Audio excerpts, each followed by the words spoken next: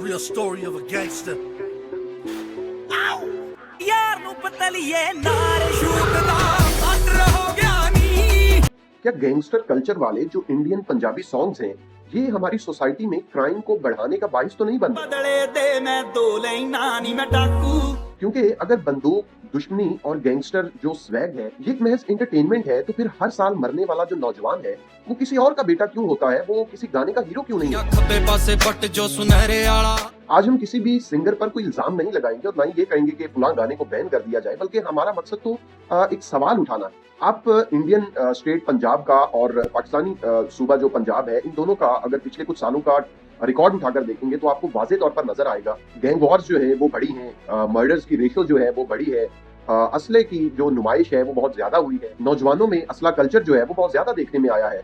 नौजवान गाड़ियां लेकर निकलते हैं, उनमें उसी किस्म के जो गैंगस्टर स्वैग वाले गाने हैं वो लगाए होते हैं और बेमकसद इधर उधर घूम रहे होते हैं।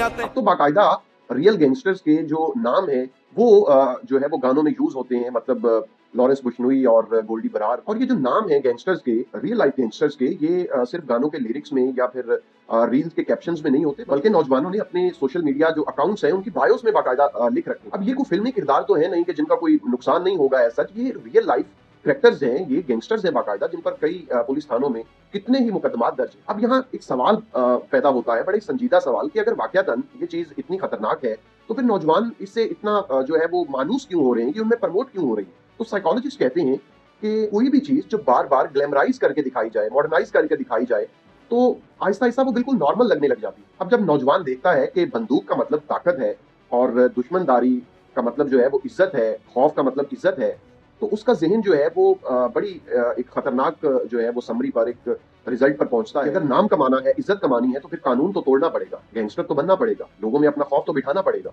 लिहाजा वो इस राह पर चल निकलता है।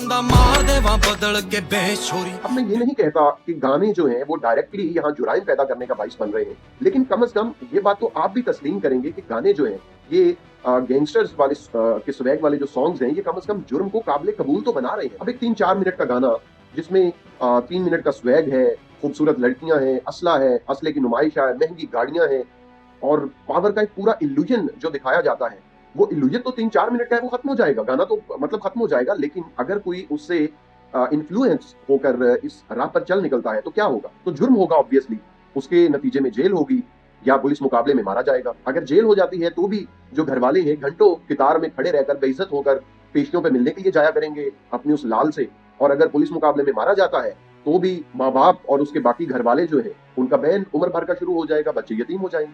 कोई भी गाना ये नहीं दिखाता कि गोली लगने के बाद क्या होता है, तो सिर्फ स्वैग दिखाते हैं।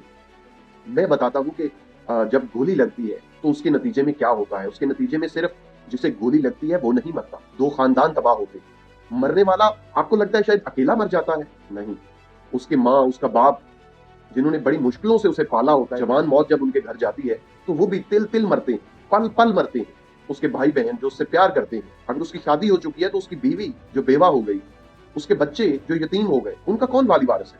और जिसने गोली मारी यकीनन उसके साथ भी यही कुछ, उसकी फैमिली भी फेस करती है यही सारे मामला। तो हम विक्टिम साइड पर सिर्फ यही क्वेश्चन करना चाहते हैं कि ये जो इंडियन पंजाबी सॉन्ग्स हैं जिनमें गैंगस्टर स्वैग दिखाया जाता है, इस स्वैग की एक्चुअल प्राइस कौन पे करता है? नाज़रीन, गाना तो खत्म हो जाएगा, 3-4 मिनट, 5 मिनट हार्डली, रील है, स्वाइप हो जाएगी, बट जो लाशें हैं वो तो कभी एक्सपायर नहीं होती ना।